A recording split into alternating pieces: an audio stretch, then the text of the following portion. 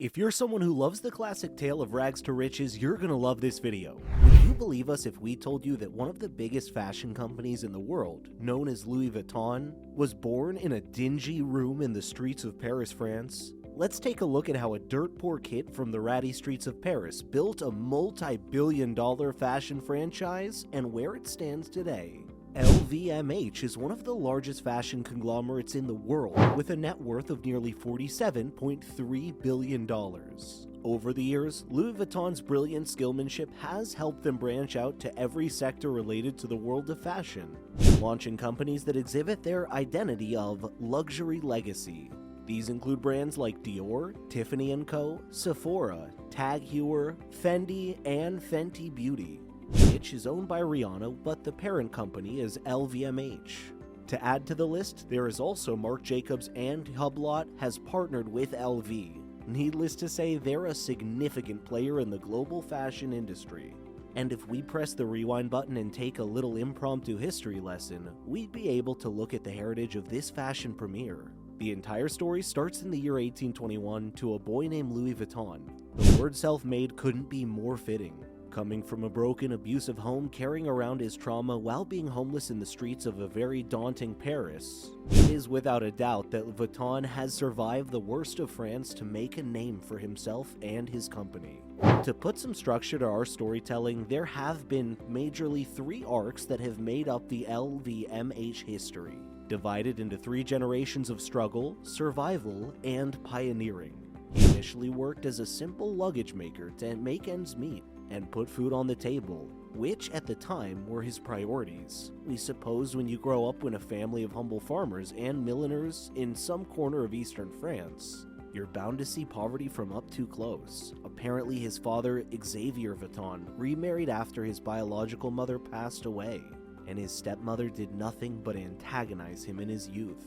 Upon turning 16 in 1837, he decided to quite literally walk away from this life. He covered 292 miles on foot from his hometown to Paris. He then hustled to find small-time jobs in the local art scene as a craftsman, but could barely make ends meet, becoming homeless. However, the silver lining on this would be Vuitton's timing. He had arrived in Paris when industrialization was on its very boom, when amenities such as transportation had become much more simple for lengthy travels. Interestingly, this presented a spike in demand for long-distance travel. It was then when Vuitton began his apprenticeship under Monsieur Marichal, who taught him how to make containers that were both durable and stylish.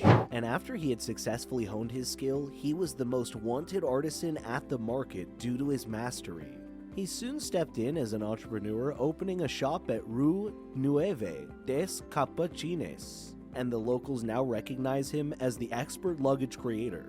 The trunks at the time had curved tops to let any kind of moisture run off. However, it didn't really do anything for the contents inside in terms of weather protection. Vuitton changed that in 1858. Vuitton invented the first steam maker trunk made from gray canvas called Trianon, weatherproofing it, making it a classic signature of the brand.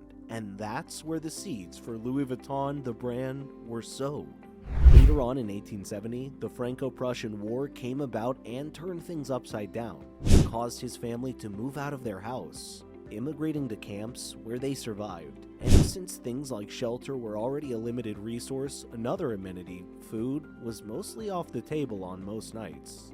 The family almost starved to death multiple times, but this wasn't the end of adversity. A year later, when the war finally concluded, Vuitton returned home only to find his workshop in absolute shambles, destroyed, with machinery and raw materials stolen, effectively running his business. But quick to adopt, the luggage maker was already eyeing a new place to open his workshop at. He got a bit of a breather when the real estate prices plummeted after the war, which led Vuitton to open his new workshop at a more top-end part of Paris, France. Settling in, he started doing well, with his business taking off after a few months. Very soon, he started to receive orders from all over the globe, expanding his shops to London, England. If it wasn't enough, his list of clientele went as far as to the royals. He soon had his son George on board, handling most of the business. After all, Vuitton had gotten old and couldn't work long hours anymore. His health became increasingly frail and old age made it difficult for Louis to pull off long workdays. And then comes the most unfortunate of all instances, Louis' demise. When the enterprise was at its pinnacle in the late 1800s, Louis Vuitton suddenly passed away.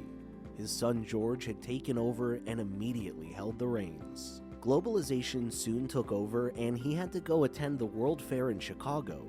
There he met a man who changed the course of the LVMH. There he met John WANAMAKER, who pitched and materialized the concept of large-scale department stores and price tags. His store, WANAMAKER's, soon started selling the bags that the Louis Vuitton company made.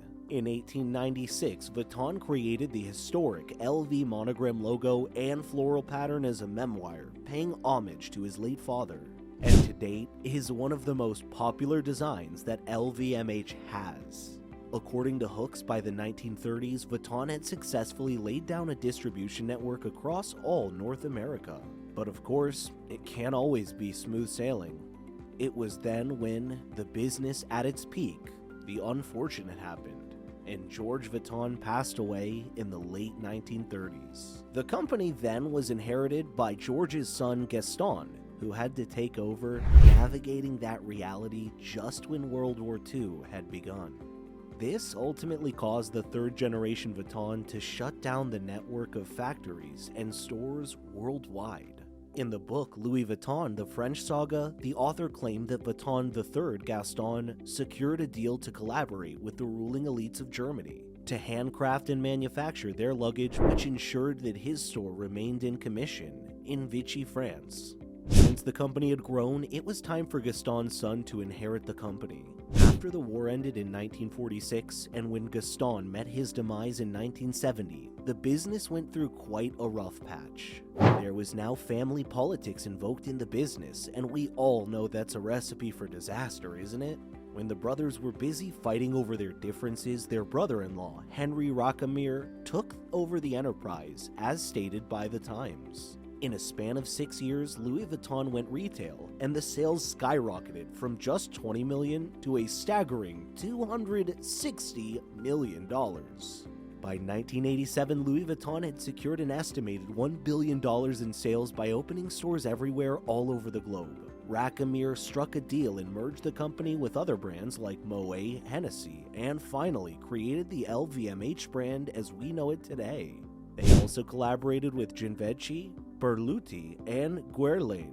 Bernard Arnault was hired as one of Racamire's allies, who had been the CEO since 1989. Over the years, as sales shot down, the brand contacted and merged with artists such as Vivienne Westwood and Manolo Blahnik to create their 100th anniversary editions, which finally gave Louis Vuitton the momentum it needed to succeed.